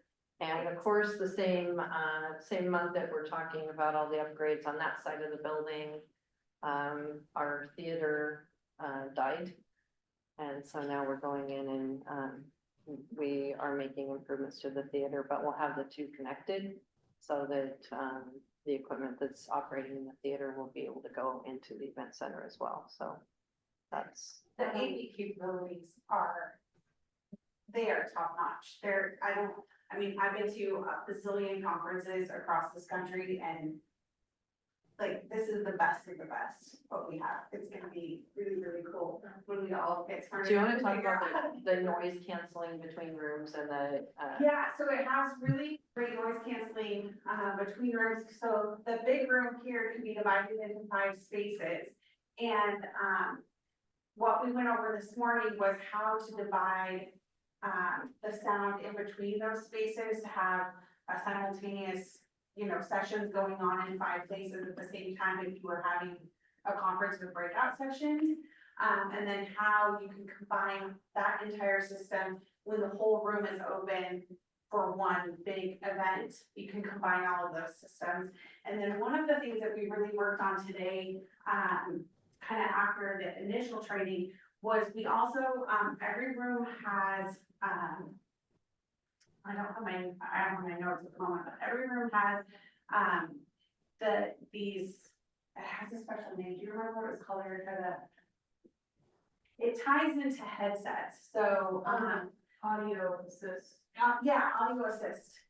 And so we worked with them today to figure out how we can use that audio assist headsets, which would be for more hearing impaired, but also if we were having a session that had to be translated simultaneously, how we could use the audio assist headsets to translate simultaneously at the same time. And I think without any major things, we kind of figured out how we can, if we had something that had to be simultaneously translated, we could put folks in one portion of the building and shut the overhead sound off, but have the sound work so they could sit in that section and use the audio assist, and it could be simultaneously translated, which could be really useful for 172 here. Yeah, so I can't wait for everybody. All the screens will work together. It works with hearing aids so that people with hearing aids they don't have any distractions on hearing. It goes right to them. It's gonna be great. Private, maybe do somebody else's. We found one little echo spot in there. We've got a lot of quality assurance to take care of, but we're working through that. Yeah, there's one really weird spot. There is a weird spot. I'm not sure. You can stand in and clap, it echoes, but if you the person walked away and he's still clapping, you hear the echo. It's just in like this 30-foot round area. So anything you see that's not quite right there on Friday be sure and let us know, but it might be something that we've already caught. Yeah, we have not completed the functions yet. No. Did you say bookings are happening? What's that? Bookings are happening for the use of the building? Starting January 1. Yeah. Our Christmas party will be the guinea pig in the building, so. Looking forward to And that. then January 25th is the first, Blue Mountain Community College Foundation, fundraiser gala, and it will be held there. So that's kind of our next like major event. It's like the guinea pig. Tori and I both serve on that board, so. See how it works. I will tell you, if you haven't noticed yet, I stopped on the freeway last night as I was coming home from Hermiston in the dark with the lights up on the building, and the stucco walls on the back are awful. We're meeting with the contractor and the manufacturer on site to talk about that and what their solutions will be to. We've already had an independent third party coming to, should have that report this week. Need to be redone or something? What's that? They need to be redone or something? Well, it's hard to, I mean, there's a bunch of cracking, and when they screeded it, it's not very low. I'll show you the Lots of- pictures. It looks really bad at night, because we have uplighting on it, because we're trying to shut the building off. We're showing off some really. Yeah, it doesn't look. I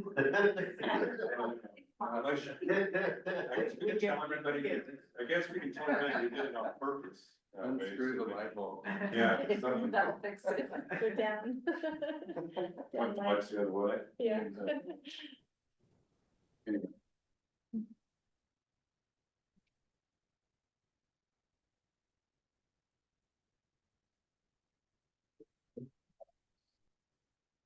So I went out there when they were welding those pipes and direction, I was quite a deal. See how they were doing. We do a lot of that work ourselves, teach them. A lot of Yeah. technical stuff. I saw them digging all that rock out through the Yeah. trench. We're through our first bad spot. Once we get into specific blasted areas, it should be better digging. Yeah. The first 300 feet was not a good spot to start.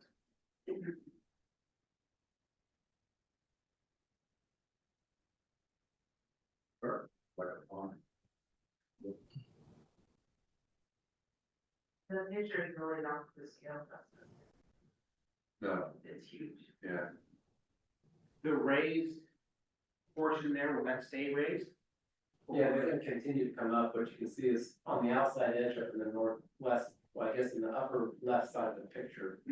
That's what we call a blanket drain, and it goes from the crest of the dam out to the toe, so. That, I guess, embankment that's proceeding up, it's just gonna get wider, so that's gonna be the width of the bottom of the dike. And it'll taper together at the very top, and you only have a 30-foot wide dike at the very top. You're going down and up. Same amount, I think. Jacob? So it's roughly 45 feet out of the ground and 40 feet in the ground.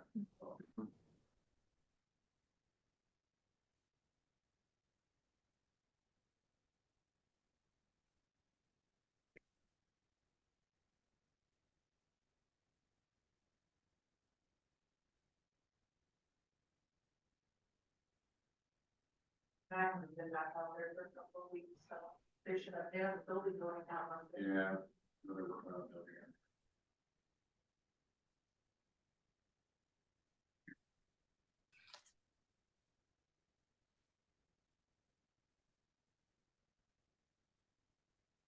Yeah, the barriers are gone. That's right. How many trucks you gotta have to go across the scale? Is there a number on that? On the new scale, swipe your card? The truck driver is a lot. Honestly, I forget what we ran the schedule up to, but I think it pays for itself in 4 years. If we can get 9 months on the over. Yeah, it's currently less than 2 almost, yeah. Okay. It's nice to have it there, that anybody can go, wait. And you don't gotta call somebody you know, or tell you, or watch it. before we get any get done.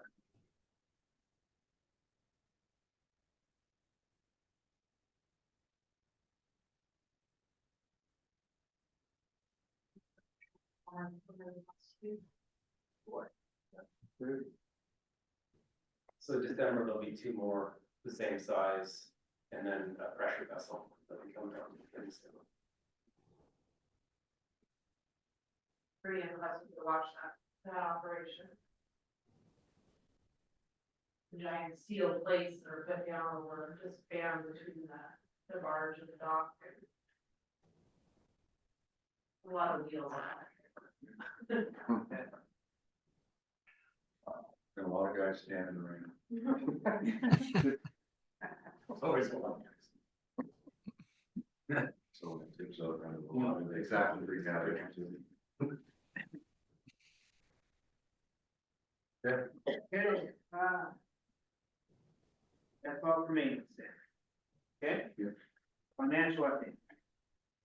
Okay, if you look at your cash schedule on the first page, you will see that the unrestricted cash went down a bit to 10 million.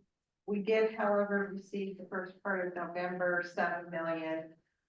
3 million of that's reimbursements from Amazon and 4 is the new farm lease. The other thing I guess I'll mention is we just responded to another public records request that used to be once a year and now they send it every couple of months. And so they wanted our invoices since August 15th. So excluding the land purchase, we have spent $24 million since August 14th. And I find that modeling. How would you do that? Break your signature on all that. Good. Thanks. Good job. Okay, so you would expect us to be at 33% of budget. But it's not a concern because most of that capital outlay, not most of it, but well, yeah, most of it was the land purchase. And we don't have more land to buy the rest of the year, so it's. Mhm.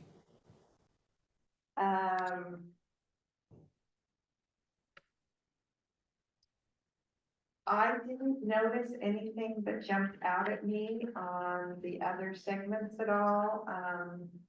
If you do, don't hesitate to inquire. It might be on purpose and it might not be. So I had a little chat with Chelsea earlier and we decided that next year, the 60,000 would have been under the triviality limit. Like full disclosure. Right.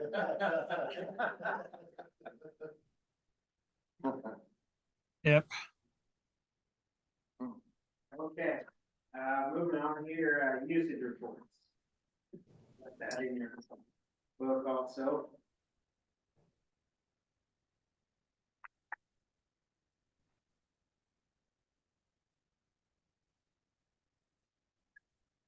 Yeah, the commission have any questions on those?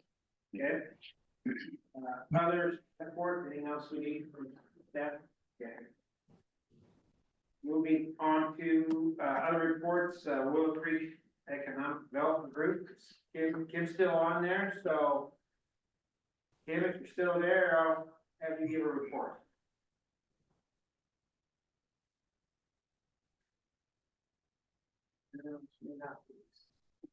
Well, we'll come back to Kim if there's anything, BCDA. Anybody here from that one? Okay. How about Idaho? Did they have a meeting? Joe, you go to the meeting? Joe?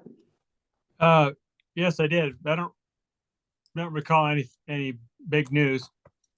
Things are still going, so especially with the septic system in the school building.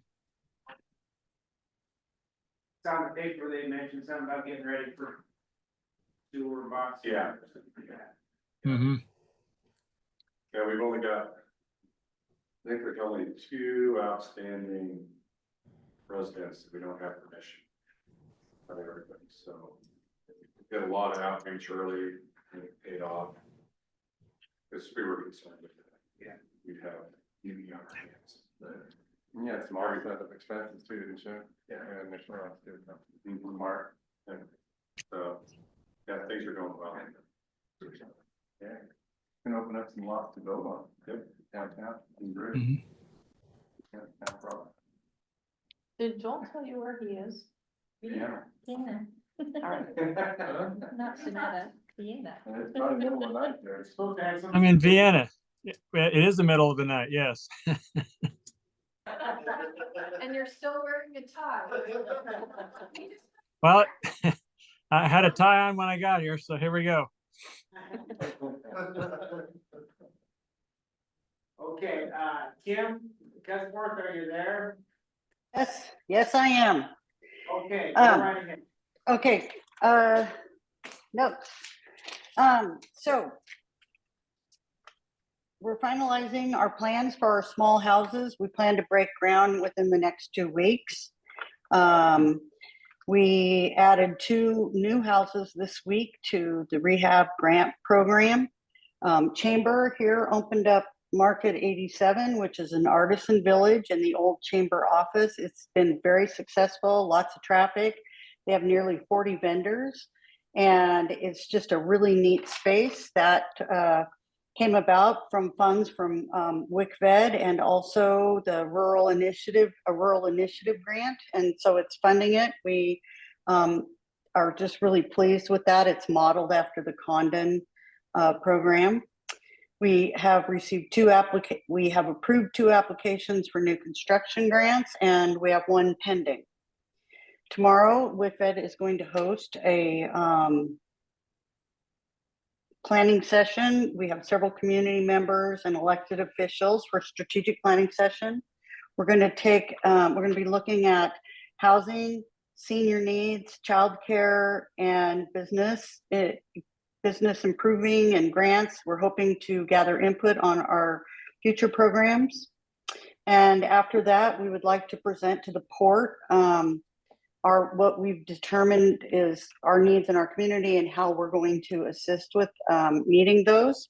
And I would like to present our report at the next Port of Morrow meeting, and I will call and see with Brandy, and we'll probably have a PowerPoint and show what we're doing. We're just trying to let everybody know how important we have been down here and how important the Port of Morrow and the CREZ funding and all the assistance that we get from outside resources, what those impacts have been on our community.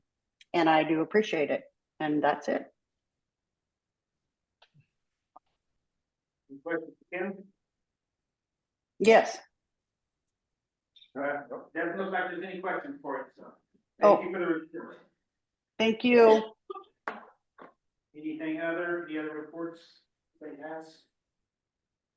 Okay. Moving on, it's for the good of the order.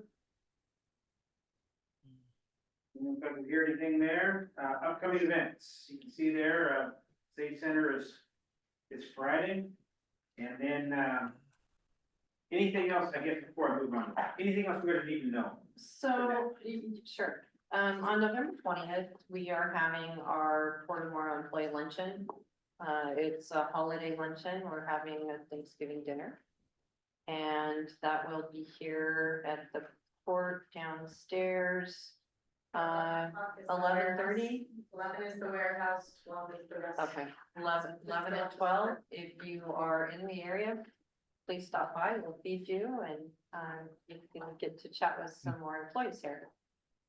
And we need to change the December 11 meeting. I don't know if you want to move that up a week or back a week. Up a week is hard on financials. But 20th, third Wednesday, I always have a state meeting I need to be on. It's possible not to have it on Wednesday of the next week. I'm open to that. through there. How many days gone? Flying Tuesday, meet Wednesday, fly Thursday. So we could do the 11th, 15th, anytime following week. So what are you looking at there, Mark? We're flying Tuesday, Oh, take it on the right date. That's on the wrong month, sorry about that. Yes. With the, Okay. meetings that week, right? So the 9th, we're flying the 10th, we have meetings on the 11th, we're flying back on the 12th, so. Hmm. The 9th, and the 13th. I'm gonna say not tonight. Yeah, I'm gonna be pretty tired that week. The 13th is our We're Christmas party. oh, Christmas party would be a bad day to probably meet. Friday. So the first, only a couple weeks away, but there's not. So you wanna meet Not without business. financials or? You're not gonna have. Yeah. Kidding. So. They're not gonna be that.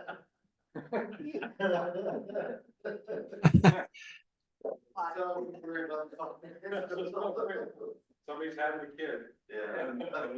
Yeah. What day is your kid coming? Well, do the 6th, but probably before that. So, Mm.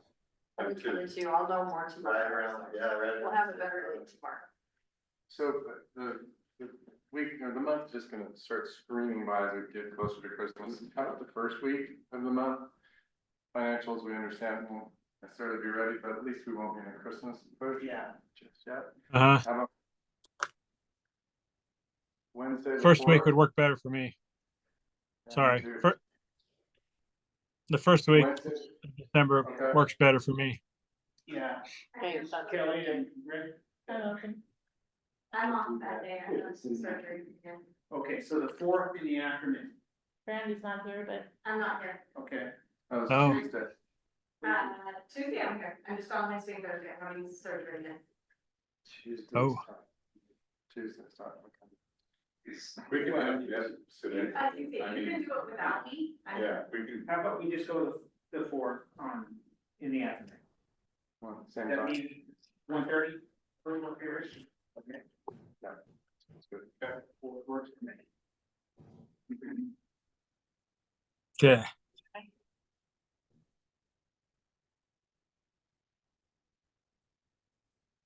So going back a little bit, question. Friday. So I've seen all the stuff go back and forth with chamber stuff for the grand opening. But other than the time is 5:30, is there something else this commissioner should know? Tori hasn't been talking to you? That you're speaking. She mentioned it a while back. Okay, Yes. good. A while back. No. Okay, well, Sorry, Tori, I threw you under the bus there. you have 2 full days to get ready. Yeah, I knew that was coming, but I didn't know anything else, commissioners. She has you on the agenda to speak, and we will introduce the commissioners. It's not like we're not gonna have a brass plaque on the wall, Right. just so you know. It's going to be nice, she's set up an RSVP system, she's tried to get the word out. And we'll take care of all the other things after the event's over. Definitely stood by until I registered. Okay. I didn't leave. Showed me how to do it. So. Brandy, I didn't talk to you, but what did you find out about whether or not the ethics training that they've already taken counts or not? It's so far still not approved. And then I sent out that one email saying, oh, they've got this training now, it's online, we can do it. They're all booked. I looked through the entire rest of the year. So they still have not approved the SDAO training. And then the OGEC came out with an online training that they started offering to everybody. So I was just gonna say, that's your choice. Do you wanna do it? Do you wanna wait? But They have 3 locations right now.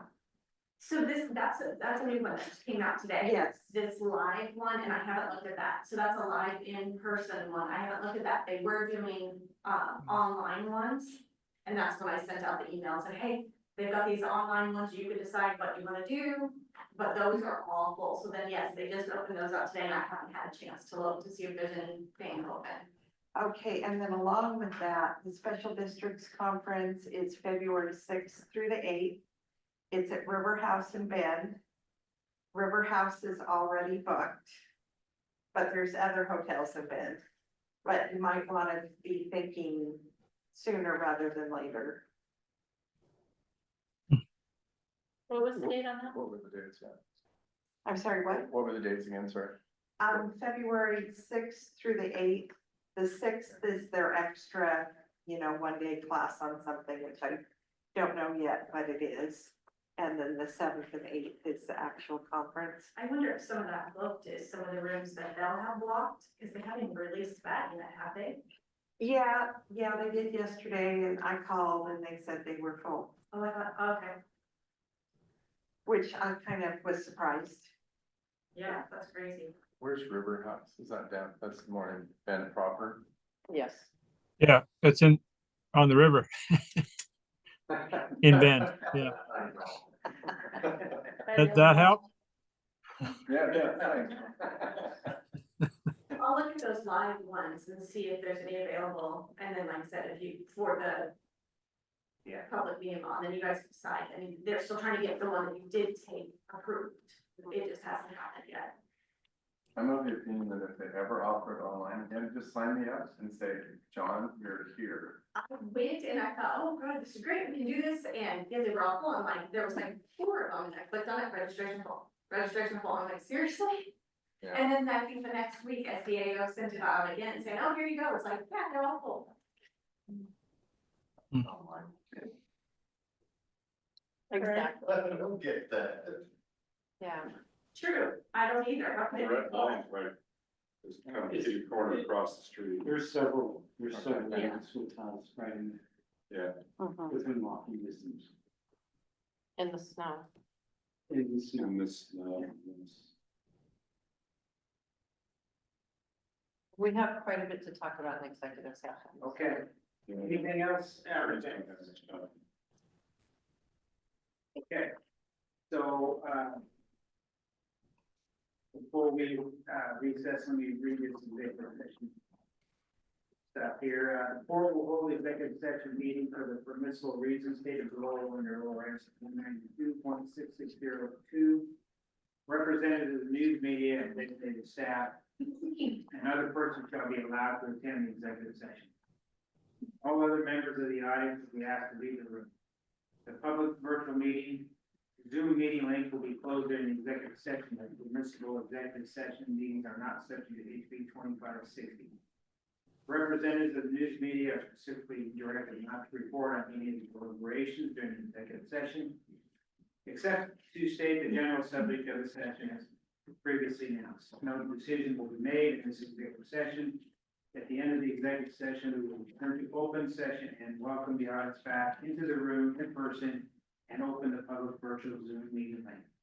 Again, for A, for the purpose of consideration, deliberations with the board's executive director and other staff members who have been designated by the board to negotiate transactions related to the sale or lease of real property, or S 92.6602E. And B, for the purpose of consultation with counsel concerning the legal rights and duties of the public body with regard to current litigation or litigation likely to be filed, or S 192.6602H. And with that, we'll recess our open meeting and take a 5-minute break and reconvene in executive session. So we're back online here. It's 5:14. We'll resume our open session of our meeting after coming out of the executive session. Okay, so Okay, we've got, I think that we can easily take action, to authorize me to continue the negotiations and, purchase and sale agreement with Mike Mull and with Jay Coyle. So there's, so, So moved. okay. Kelly has moved and John has seconded to say that again, Lisa. Continue negotiations and enter into purchase and sale agreements with both Mike Mull and Jay Coyle. Very good. Any other discussion on that? Okay, hearing none. All those in favor say aye. Aye. Aye. Motion carries unanimous. And let me say, for the record, Commissioner Peterson did not come back on Zoom, so he is not here. So it's a 4-0 vote in approval, just for the record on that motion. Anything else you need action on right now? You guys feel comfortable with the water service agreement, or do you need to see something in writing before you give her the authority to? I'd like to see something, so. I think me too. I'm not fully understood it. Okay. We'll get that to you if timing is a problem. We'll ask for a special meeting. Yeah, I don't think it's good to ask. Okay. Yeah. How many actually? Anything else? that we- We can go back to your topic about Nextera and The service fee. service fee. Oh, yeah. So Nextera, those projects are SIP agreements. Hmm. So, and I did hear that there was an additional fee, so I don't know if that fee was volunteered by the company or if it was part of the negotiation with the county on the SIP, but Okay. that's how those work. And I guess I can tell you that, we're coming up against a situation right now where there's been several meetings to discuss removing the port from the SIP program statewide with legislation. I don't think it's favorable, to at least the ports that I've been on meetings with to try and remove ports. It is an incentive that is a state approved, economic incentive program that ports can be a part of if the project is within the port's district. Not port owned, but port district. And so there's 6 or 7 across the state that this legislation applies to. So this is proposed legislation for the next summer session Yes. with local support, I thought.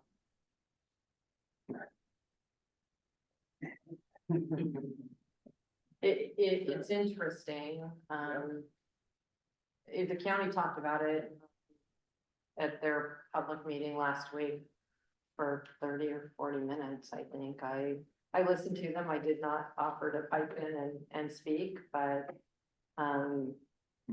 after the meeting, I let one of them know pretty quickly that my plan to stay in that program is not a money grab for the port. It's not to say, okay, there's going to be a $5 million fee to the sponsors.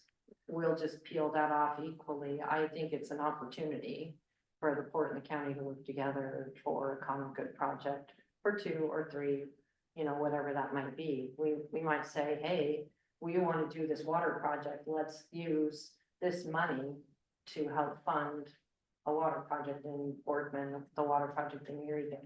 We know we're going to have a lot of cost, and while there might be some ways to pay for that with loans and with some grants or long-term loans, we still have to go do that. So once I made that clear to the commissioner I talked to, I think he understood that, and I think it's something I suggested that we get our 2 boards together and we talk about that in a meeting so that it's not adversarial. I shouldn't be fighting our county administrator about whether we should be partners or not, and I don't want to do that. I'd rather that we work together and find some good things to do with the money. So that's the way that is. I don't think that the other ports in the program were interested in having that law changed, and so that's that. But I think that that extra payment is part of the negotiation with the SIP, although I don't know that for sure. Was that a long time ago, that agreement a long time ago? I actually think I have a copy of that, so. Yeah, and I think it's about time for the money to be paid, but let me get some more information. I can probably find out more tomorrow. If there's any- I did hear that they were doing an RV park though. That's what they want to do with the funds. That's what I've heard. I'm not sure if that's how far along it is. They need water. That's the only I understand a tiny bit of it. They need water. They really like to not take it from a critical groundwater area for all their building, the windmills and things. Hefner has water, Lexington has water, or could have water with help. And that's part of the hope that maybe some of that SIP money could help increase capacity to, and then supply them the water for free, or something like that, I think, but yeah, I'll mention, I'll look into it and try and get back to you guys, information or something. Oh, ask for help, I don't know, something. Maybe not money, but leverage. Work. Yeah. I don't have anything else. Okay. No, so it's 5:21, we'll adjourn our meeting.